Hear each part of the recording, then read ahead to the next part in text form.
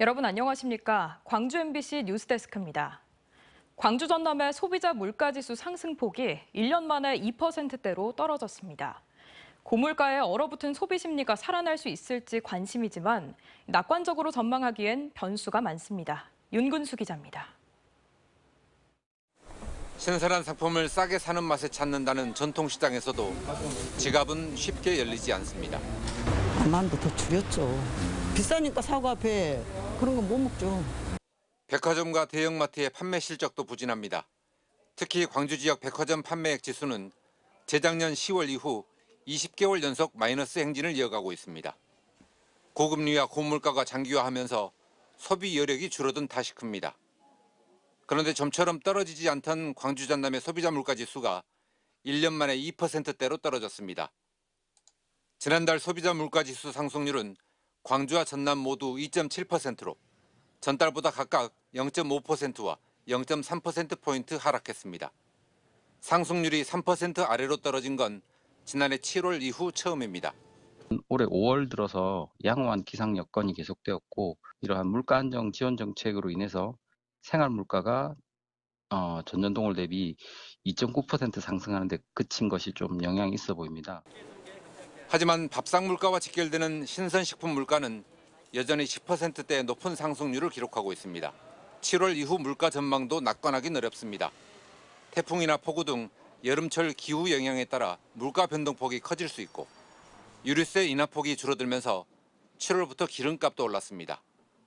작년에도 광주 전남에서 물가 상승률이 3% 아래로 떨어진 건 6월과 7월 단 2달뿐.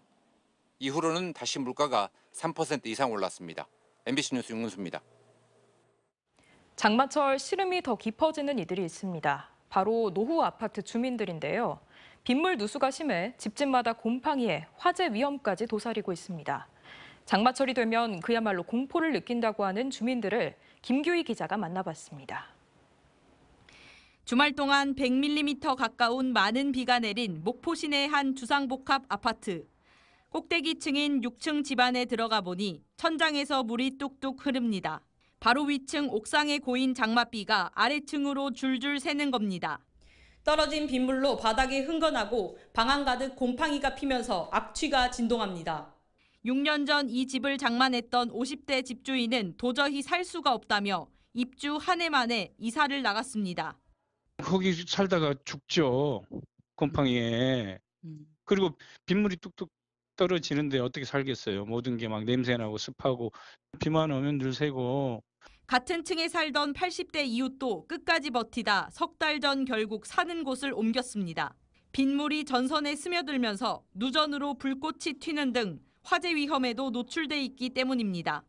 등이 있던 자리에 물이 뚝뚝 떨어지면서 스파크가 일어났어요. 위험했죠. 불 날까 봐. 그래서 바로 그날 새벽에 이렇게 옮겨드리고.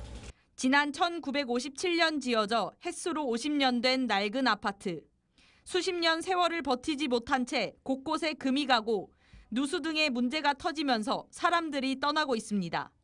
이제는 전체 47가구 가운데 절반가량인 24가구, 28명만 상시 거주하고 있습니다.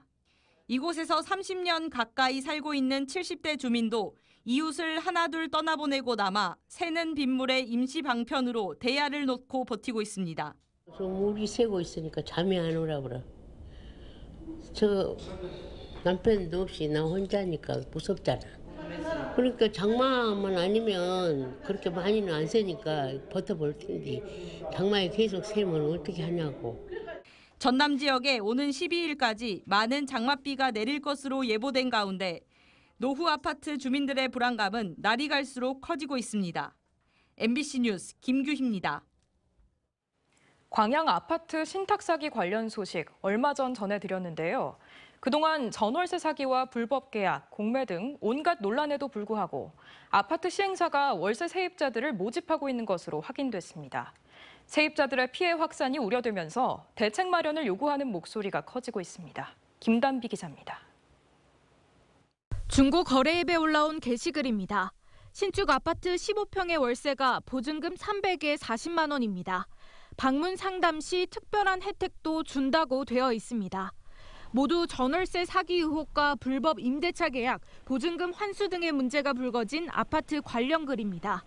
전월세 사기와 공매 논란에도 시행사가 불법 계약을 체결하려고 하면서 아파트 앞엔 이를 주의하라는 현수막이 내걸렸습니다. 실제로 보증금 없이 월세를 한 번에 내면 단기 계약이 가능하다는 말에 시행사와 덥석 계약한 세대도 있습니다. 이번에도 아파트 소유권자인 신탁사의 동의는 없었습니다. 광고를 보셨던 건가요? 예, 맞아요. 그냥 저희가 단기로 살려다 보니까 해당 아파트 공매 절차도 시작됐습니다. 사업 주체인 시행사가 은행에 440억 원을 대출받았는데 이때 주택도시보증공사가 주택을 담보로 보증을 섰습니다. 시행사 경영난이 심각해지자 주택도시보증공사가 450억 원을 대위 변제했고 소유권을 가진 신탁사에 공매를 요청했습니다. 공매가 진행되자 광양시는 입주민들이 주거 안정에 불안을 느끼고 있다며 입주 세대에 대해 공매를 중지하거나 유예해 줄 것을 주택도시보증공사에 요청해 놓은 상태입니다. 주택도시보증공사 같은 경우는 일단 공매를 좀 유예를 좀 시켜야 될 것 같아요. 그래야지 주민들 피해가 조금이라도. 정확한 피해 상황 파악을 위해 시행사와 주택도시보증공사, 신탁사가 함께 대책을 마련해야 한다는 목소리도 나오고 있습니다. 신탁사 계좌로 그동안에 임대 보증금 일부하고 임대료가 들어오는 걸 신탁사가 모르지 않았겠잖아요, 상식적으로. 문제에 대한 책임은 또 계속 좀 져야 할 거다라는 생각이고요. 광양시는 입주민들의 피해가 우려되자 공매 처분 후 거주 가능 유무와 사업 주체에 대한 민영사상 대응 방법 등 법률 자문을 구할 수 있도록 상담 지원에 나서고 있습니다. MBC 뉴스 김담입니다. 단체 생활을 하는 학교에서 화장실은 자칫하면 비위생적이고 회피하고 싶은 공간이 되기 쉬운데요. 요즘 학교 화장실은 학생들이 개성을 표출할 수 있는 쾌적한 공간으로 자리 잡고 있다고 합니다. 이재원 기자가 현장을 다녀왔습니다. 세련된 감각의 타일과 벽에 붙은 기다란 거울이 반겨주는 한 고등학교. 은은한 조명과 무더위를 날려주는 냉방 시설은 이곳이 학교 화장실이라는 사실을 잊게 해줍니다. 너무 잘 봤죠. 여기 거울도 많고 여기 조명도 많아가지고 더 빨리 슉슉슉 쉬는 시간에 해버리고. 160여 명의 지체장애 학생들이 꿈을 키워가는 특수학교도 대대적인 변신에 나섰습니다. 성별에 맞춰 화장실은 민트색과 분홍색 타일로 단장했고 1인당 사용 공간도 기존보다 훨씬 넓어졌습니다. 이용하는 학생들의 키 높이를 고려해 세면대는 자동으로 조절되고 움직임에 따라 밝아지는 조명까지 설치됐습니다. 이게 진짜 되려나 했는데 이제 그게 진짜 되니까 이게 되네? 라는 생각이 딱 들었어요. 어둡고 칙칙했던 이미지를 탈피하고 나선 학교 화장실은 광주에서만 45곳. 지어진 지 15년 이상 된 학교 건물에서 마음 편한 화장실이라는 이름으로 대대적인 이미지 변신을 시도하고 있습니다. 이 과정에서 학생들과 교사들의 아이디어가 적극적으로 반영되면서 학교마다 개성 강한 화장실이 만들어지고 있습니다. 매년 그 학생들 사용자 만족도를 조사를 하고 있는데요. 해가 되면 될수록 개선점이 발굴되면서 계속 만족도는 높아지고 있는 상황입니다. 지저분한 이미지로 기피 대상 1순위였던 학교 화장실. 과감한 이미지 변신에 성공하면서 학생들의 개성 표현 공간으로 변해가고 있습니다. MBC 뉴스 이재원입니다. 요즘처럼 비 오는 날의 풍경을 그려본다면 한 폭의 작품이 될 텐데요. 이렇게 일상의 풍경을 스케치북에 담아 작품으로 만드는 사람들이 있습니다. 작은 즐거움을 위해 그린 작품들이 모여 전시회까지 열렸습니다. 박수인 기자가 보도합니다. 도서관 창가에 앉은 연남은 사람들의 손엔 책 대신 스케치북이 펼쳐져 있습니다. 슥슥 움직이는 펜을 따라 도서관 풍경이 스케치북으로 옮겨옵니다. 투명한 물감으로 색을 입히고 나니 멋진 풍경화 한 점이 완성됩니다. 일을 쉬는 날 잠깐 짬을 내 모인 이들은 스스로를 어반 스케쳐스라고 부르는 그림 동호인들입니다. 쉽게 가지고 펜하고 이것만 있어도 작은 물감만 들고 나가서 그냥 쉽게 돌아다니다가 얼른 그릴 수 있는 거, 그것이 좀 다른 것 같아요. 살면서 마주하는 풍경을 빠르고 간결하게 표현하는 어반 스케치는 도시의 모습과 이웃들, 여행하며 만난 풍경이 주로 작품의 대상입니다. 아마추어 미술인들이 대부분이다 보니 예술적인 완성도보다는 소소한 재미와 행복이 먼저입니다. 그래서 그리는 사람도 감상하는 사람도 부담 없이 즐겁고 행복합니다. 그림을 잘 그리고 못 그리고 그런 게 없는 거죠. 자기가 보는 대로 그린 것이니까 그 자체가 즐기는 것이고. 대단한 솜씨도 도구들도 필요하지 않습니다. 손가방에 넣을 수 있는 작은 스케치북과 펜, 휴대용 물감이면 충분합니다. 이런 어반 스케치 활동은 2000년대 들어 SNS 공유를 통해 확산돼 지금은 세계 여러 도시에서 수백 개 동호인 단체가 활동하고 있습니다. 광주에서도 지난 2020년부터 2개 단체에 150여 명의 회원들이 가입해 일상의 모습을 그리며 마음의 충만을 얻고 있습니다. 그림을 그린 동안 아무 생각도 안 할 수가 있어요. 이제 그런 부분에서 참 힐링이 되는 활동인 것 같아서. 그동안 회원들의 스케치북에는 도시의 아름다움이 담기고 사라져가는 모습이 기록돼 여러 차례 전시회도 열렸습니다. 너무 힘든 넘사벽의 이런 회화 장르보다는 이 정도면 나도 할 수 있겠다라고 하시는 분, 그리고 어떤 생활에 어떤 마음의 안정을 찾고자 하시는 분들이. 국립아시아문화전당은 전당의 풍경과 동구의 정겨운 모습이 담긴 어반 스케치 작품 200여 점을 오는 7일까지 전시합니다. MBC 뉴스 박수인입니다. 목포시의회 후반기 원구성 과정에서 오간 파행과 촌극에 대한 소식 어제 전해드렸는데요. 오늘도 관련 내용 이어갑니다. 박효상 의원이 의회 도중 음주운전 적발 사실을 털어놓은 가운데 의회 직후 민주당 내에서는 반대표 의원들을 색출해 징계하자는 황당한 주장까지 공공연하게 오갔습니다. 주류와 비주류 간 감정의 골이 깊어 보입니다. 서희령 기자입니다. 후반기 원구성을 위해 소집된 목포시의회 본회의 폐회 직후 부의장 선거에서 고배를 마신 김관호 의원과 관광경제위원장 선거에서 쓴잔을 맛보게 된 박효상 의원은 서로를 격려했습니다. 김 의원은 부의장 선거에서 전체 22석 표 가운데 반대 12표로 과반 반대를 받았고 박 의원은 찬반 11표씩 동수로 문턱을 넘지 못했던 상태. MBC 취재진이 박 의원과 대화하고 있던 상황에 아랑곳하지 않고 김 의원은 자신의 거친 감정을 숨김없이 드러냈습니다. 반대표를 던진 같은 당 소속 의원을 찾아내서 모두 벌해야 한다고 말한 겁니다. 이건 되게 삼아서 팩트해가지고 다 징계처리를 나가게 한다. 목포시의회 22개 의석 중 과반을 차지하고 있는 목포 민주당.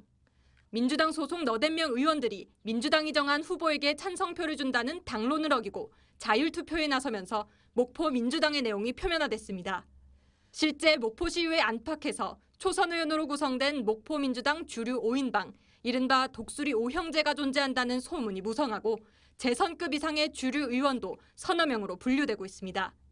시민분들께 정말 낯을 들고 드릴 말씀이 없을 정도로 어떻게 해서든지 이거는 이제 갈등을 좀 해소하고 화합하고 그런 방향으로. 과거 지역위원장과의 친밀도를 앞세운 기맥관이란 단어가 공공연히 떠돌았던 목포 민주당. 11대 목포시 의회에 이어 12대 목포시 의회도 민주당 개파 갈등의 후반기 초입부터 누더기가 되고 있습니다. MBC 뉴스 서희령입니다.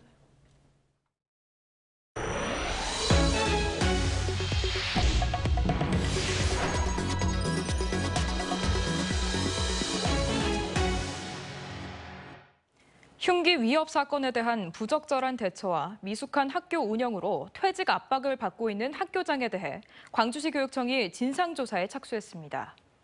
광주시 교육청은 문제를 일으킨 학생을 특수학교로 전학시키는 한편 사건이 발생하게 된 경위와 학교장의 대처가 적절했는지를 조사하고 있습니다. 교육청은 또 해당 학교 교사 27명 가운데 25명이 학교장의 교체를 요구하고 있는 만큼 학교 운영에 강압적인 부분이 있었는지에 대해서도 살펴보고 있습니다. 광주지검 반부패 강력수사부는 지난달 광주 광산구 월계동에서 유흥업소 이권 다툼을 벌이던 40대 남성 2명에게 흉기를 휘둘러 1명을 살해하고 1명에게 중상을 입힌 혐의로 김 씨를 구속 기소했다고 밝혔습니다. 검찰은 김 씨가 10년 동안 광산구 유흥업소 밀집 지역에서 보도방을 영업하며 신규 업자들의 진입을 통제해왔는데 최근 보도방 영업을 시작한 피해 남성들이 김 씨를 신고하겠다고 압박하자 보복을 목적으로 범행을 저지른 것으로 보고 있습니다. 광주 전남 이주 노동자 인권 네트워크 등 광주 전남 시민사회 단체들은 오늘 기자회견을 열고 화성 아리셀 참사를 계기로 이주 노동자의 노동안전 보건 정책을 전면 개선하라고 요구했습니다. 시민단체들은 정부가 배터리 산업을 홍보하고 있지만 희생자 대부분인 이주 노동자들은 안전교육도 받지 못하고 숨졌다며 대책 마련을 촉구했습니다. 또 광주 전남 지역 전지 산업에 대해서도 특별 안전보건 점검을 실시하고 그 결과를 공개하라고 요구했습니다. 전라남도는 의료 취약계층의 퇴원 후 안정적 사회 정착을 지원하는 재가 의료급여 사업을 6개 시군에서 전 지자체로 확대 시행합니다. 재가 의료급여 사업은 의료 취약계층을 대상으로 퇴원 후 집에서 의료와 돌봄, 식사와 병원 이동 등 서비스를 통합해 제공하는 사업입니다.